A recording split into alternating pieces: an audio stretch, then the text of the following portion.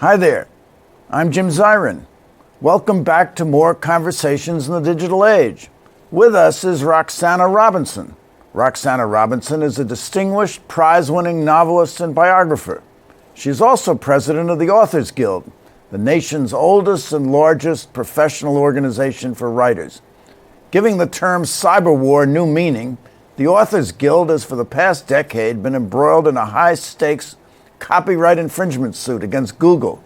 The casus belli is Google's library and books projects, in which Google scans without the author's approval tens of millions of books and establishes a publicly available search function so that the reader can read words, phrases, or even whole sentences extracted from copyright material and never buy the book. Google won the case in the lower federal courts with its fair use defense. But the lawsuit has now reached the doorstep of the Supreme Court of the United States, where Google stands to lose billions of dollars if the Authors Guild prevails. Roxana Robinson, welcome. Thank you so much. Now, tell me about this Authors Guild of which you were the distinguished president. How old is it? And tell me a little bit about its background and history. The Authors Guild was founded just about 100 years ago, and it has a very distinguished roster of members. One of its early members was Ida Tarbell, who brought about almost single-handedly the downfall of Standard Oil, making claims that it was too large and too domineering to be a healthy part of the economy, and she and her fellow writers went after it. So we have a history of activist members, and we have always taken very strong positions on issues that affect writers, that affect free speech, and that affect the literary community of this country. Now, the first president was a man named Winston Churchill, but it wasn't the Winston Churchill, it was another Winston Churchill. What can you tell us about him? It was not the Winston Churchill that we're all thinking of. We have a lot of journalists, and I think he was a journalist. And a vice president, one of the first vice presidents was Theodore Roosevelt, who signed the Copyright Act of 1909 before he left office. That's right. That's right. And he was New York City police commissioner, and then he winds up as president and first vice president of the Authors Guild. That's right. Now, is protection of copyright works central to your mission? Absolutely. It's a really important issue, particularly nowadays when we see the spreading of the idea that information wants to be free without the use of the second half of that sentence, which is that information wants to be expensive as well. So there is an increasing sense in the public consciousness that writing should be free, which is directly opposed to the idea that writers, like plumbers, like politicians, like everyone else in the world, should be paid for their work. So writers right now are struggling, and we think copyright is a really important issue, and it's one that we want to draw the public attention to. Well, their right to be paid for their work is really embedded in the Constitution of the United States, isn't it? Which says that one of the powers of Congress is to enact copyright laws. And Congress proceeded to do just that. Yeah, it's written into the Constitution because the founders recognized the fact that it was important to have writers who were economically supported by the community so that their work would be an incentive, the compensation would be an incentive for them to continue contributing to the intellectual discourse of the country. We have to have writers in a democracy. It's an essential part of who we are. But it's also, the purpose of the copyright laws is to benefit the public, because by giving writers an incentive, writers disseminate information, and the information is of great intellectual value to the public. Exactly. Now, can you tell us about some of the major advocacy issues that you're engaged in on behalf of your organization? Well, we've done a lot of things recently, and the one that's most visible right now is Google, as you mentioned. We also took a position a year ago on the situation in which Amazon and Hachette were facing off against each other, and Amazon essentially punished the writers for being part of Hachette. And so we took a position on that and asked Amazon not to punish writers. We're also... Did they do it? And they refrained from punishing writers? They stopped doing the punitive things that they had done, which was remove the pre-order buttons from a lot of Hachette authors. They did complicated practices. So if I went to look at your book on Amazon... That's the mother court. Let's have a plug. Because I'm going to plug your book very soon. Wonderful book. So if I went to look at your book and it had just been published by Amazon, Amazon would show me another book on the same subject that was less expensive and suggest that I buy that instead. So they were taking a lot of strong positions on Hachette authors, which we thought was completely unfair because Hachette authors had no power in this situation. So we took a position on that. We're taking a strong position against Google. We're also asking that certain things be changed in the Copyright Office in Washington. We do a lot of advocacy work on behalf of writers. And what about this disturbing tendency of publishers to try to shift to the writer the expense of marketing his or her book? Yeah, publishing is changing radically, as is everything else. And so what publishers are doing now is, I think because publishers were kind of caught off balance when the digital world grew so enormously fast and powerfully. And so they started looking at writers and saying, well, you know how to blog, you know how to make a website, we can't do that for you. We want you to get involved in the promotion of your book. And to a certain extent, that's fair, but it's not fair for the publishers to expect the writers to do so very much. And it's very time-consuming, and it's distracting, and it takes time away from the writer's ability to create their real work, which is the writing. So asking writers to put so much time and energy into promotion when the publishers actually hire professional promoters seems a misdirection of efforts. It's just shifting the cost to the writer. So the writer might have to hire a publicist and pay for it. So we also ask publishers to reconsider the relationship between them and writers, and we've had a Fair Contracts initiative in which we're examining different aspects of contracts. Many of them are just boilerplate, and they're contracts that have been in place for a long time. We're asking them to re-examine those terms and to shift the contracts so that writers get a better shake. Now, you've pushed back against publishers' suggestions that authors lend themselves to having dinner at a restaurant with people who might be interested in the book, or going on book tours and doing things for which authors aren't particularly well suited. Yeah, I wrote a piece about that because I saw online a suggestion by a publishing person who said that writers should be creative and they should come up with strange ideas in which to make money and to make the book more popular. And one of them was to go to a local restaurant and ask the restaurant to give space and to find 10 people who would pay $200 each to come and have a dinner there at the restaurant and hear the writer read from the book. It's something that writers are absolutely fundamentally unsuited to set up. It's hard enough to ask a bookstore to stock your book, let alone to go to a restaurant owner and ask him to donate an evening's worth of food and drink. And it's hard to find people and ask them to spend $200 to come and listen to you talk. It's just absolutely not the right way to ask writers to spend their time. So what kind of marketing should writers be doing for their books? None, or is some of it appropriate? Well, I think it's going to depend on the writer and the publisher and the book. And some writers have fun doing it, and some writers have blogs or they have Facebook pages and they have fun delivering information.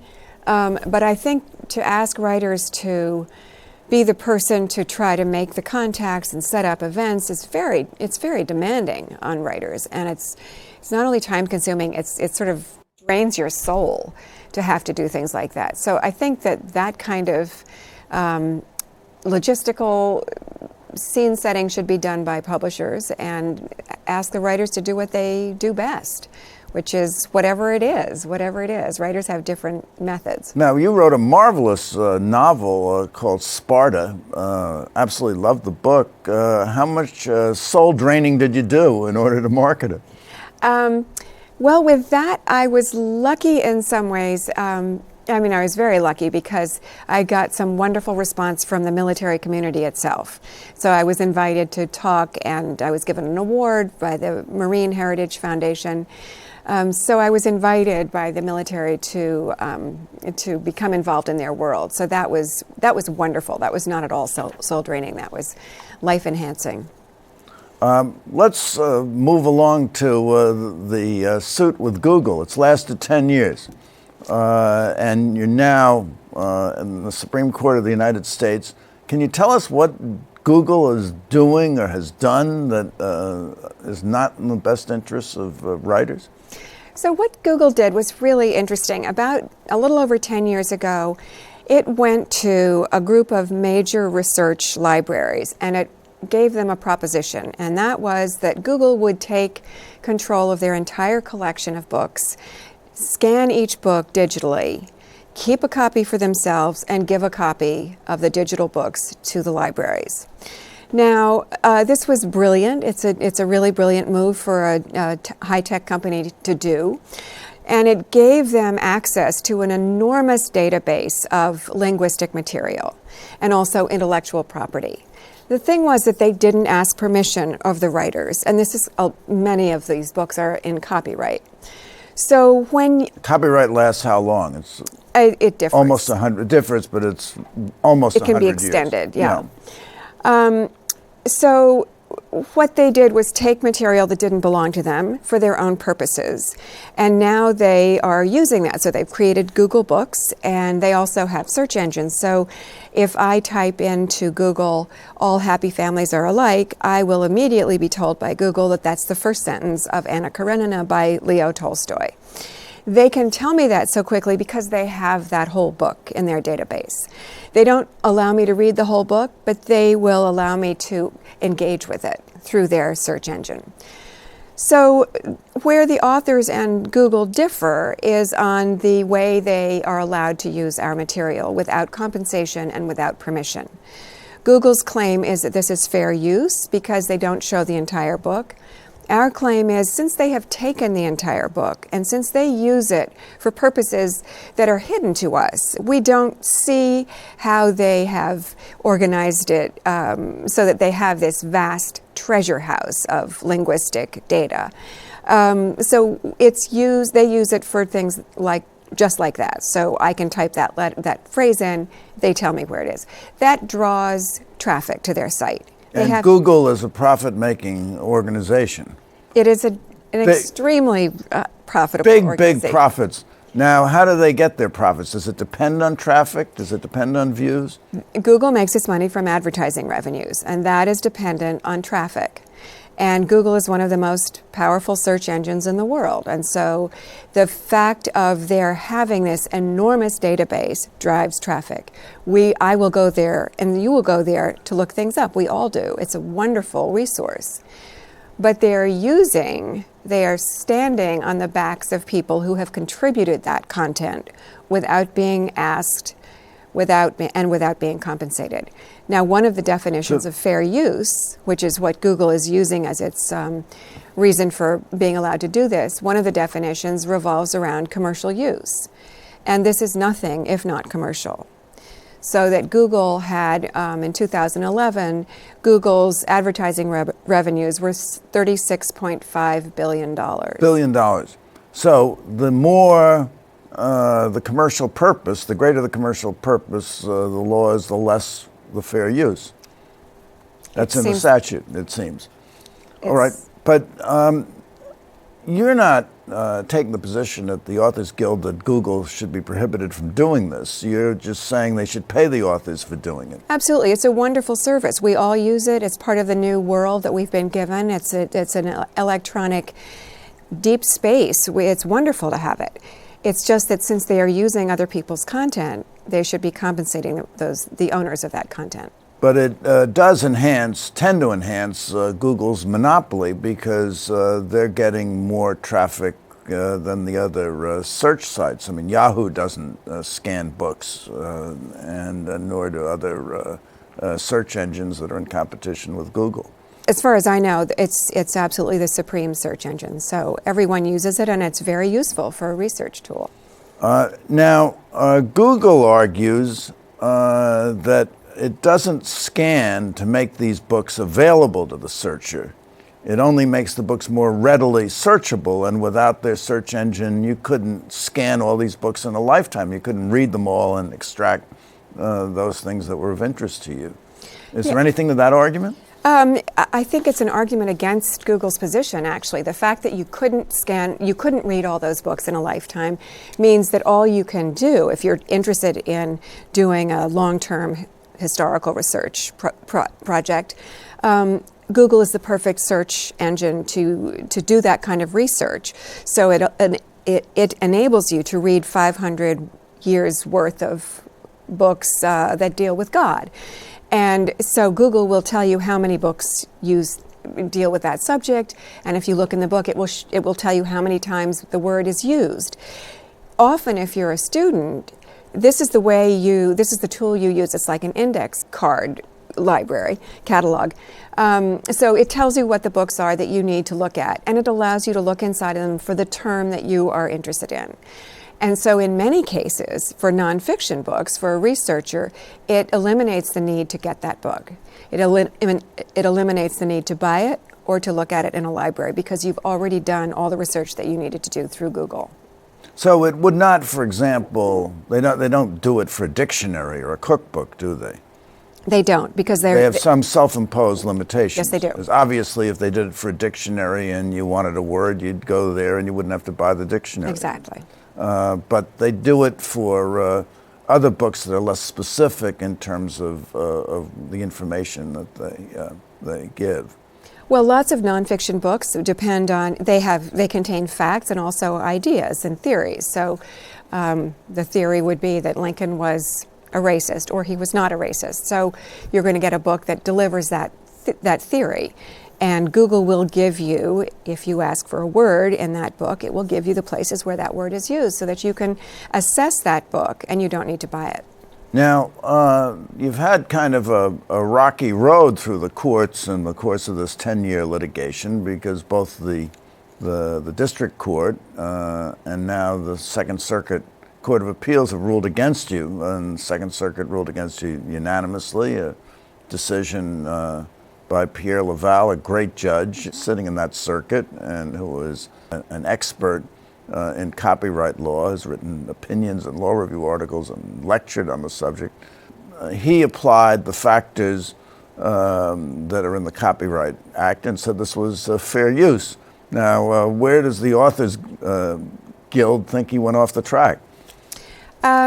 We think that fair use, as you mentioned, we think that fair use requires the usage that the work is put to not to be commercial. And this is transparently commercial. Moreover, Google is not only incredibly rich, but authors are incredibly poor. So we did a survey recently that showed that the majority of authors who responded to our survey would be below the poverty level if they were living off their writing incomes. So you have a severe inequity between the two parties. And Google is making billions of dollars a year on ads that are drawn because of this content. So we think fair use in terms of commercial and non-commercial use is pretty straightforward. We also disagree with him on whether or not the use that Google puts these books to is transformative. And we feel that transformative use requires some kind of expressive content. It's not simply the replication of the work with a different vehicle.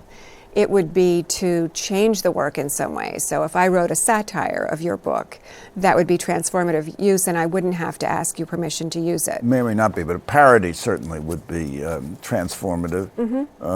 Something that seeks to demolish the work in some way, or be critical of the work in some way. Or if I made your book into a poem, into an epic poem, that would be transformative. But not if you made my book into a movie or or you translated my book into French. That would be a derivative use to be protected by my copyright, wouldn't it? Yes, I'm not sure how copyright. I mean, if somebody wants to make a movie out of my book, they have to buy the book. On the other hand, there are cases in the court right now of people who've had movies made and they were not paid, so that becomes murky as well. But in this case, Google is not transforming the work at all. It's simply taking possession of the entire text and making it available in batches. And do you see an economic effect on the writer because Google is doing what it's doing? Well, we have seen a precipitous drop in writers' incomes over the last. We did a survey in 2009, and we just did one recently, which shows a terrible drop in income. So, as I say, the majority of the writers that we survey would be below the poverty line if they were depending only on their income from writing. This isn't entirely due to Google. We're in an era when people do expect writers to write for nothing, and newspapers and magazines are seeing problems with this, and they're firing writers. But it's all based on this notion that writing should be free, and it can't be free. We can't ask writers to spend their time and their best efforts and their ideas on doing something that they won't get paid for. Google doesn't tell its software writers that they should work for free. So the idea of intellectual property is something that we believe in this country should be compensated. Okay, so one of the plaintiffs in your lawsuit was the baseball player Jim Bouton, who wrote a terrific book called Ball 4. And Google Books offers what's called a snippet inside the book with regard to his book. What is a snippet?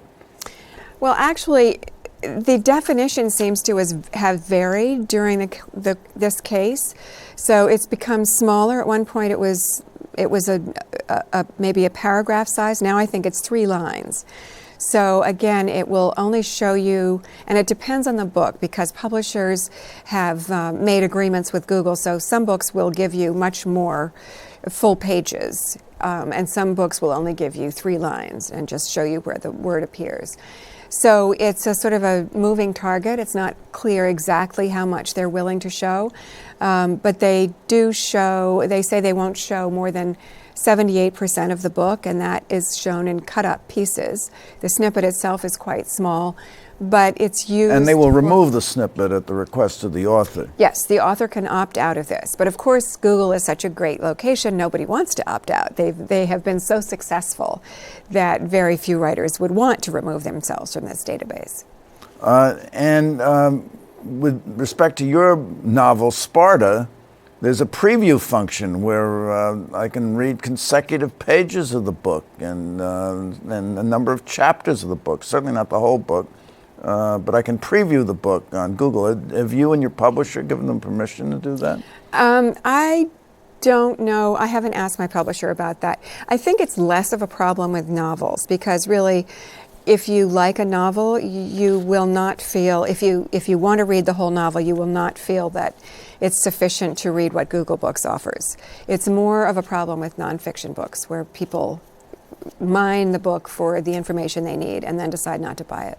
And Google has imposed a certain blacklisting where 1 complete page out of every 10 is made unavailable and 1 snippet on each page is made unavailable, so that they're trying or straining to limit the amount of information they give out. But you say that's not enough. Well, I just think that nowadays we all adjust to whatever the conditions are. So if you feel that you can page through a book and every 10th page is gone, you still feel that you have found out as much information as you need if you're doing a paper on whatever it is, divorce, and you find the majority of the references in that book, you may well feel that you have done all the research you need in that book. So they are giving you enough to do a certain amount of work. And we're talking about a lot of the books that are involved here are books that are going to be used for research. So this is a really important issue. Academics in particular are seeing their incomes plummet, and it plays a part in that. So if I put in the search George Washington and false teeth, I may get enough hits to give me the information I want. I won't have to buy any book. Exactly. And I might get information from 3 or 4 books. And you won't have to go to the library. And libraries used to be a very solid and supportive presence in the ecosystem. So they would buy the books that the writers wrote.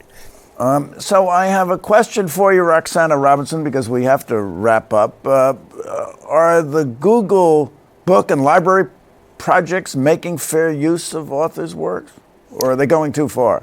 Well, we think that this is not fair use. We think that writers should be compensated because their work is central to Google Books. It's the core of it. And Google Books is making money, and the writers are not. Can't play Hamlet without the ghost, and you can't give out information without a writer.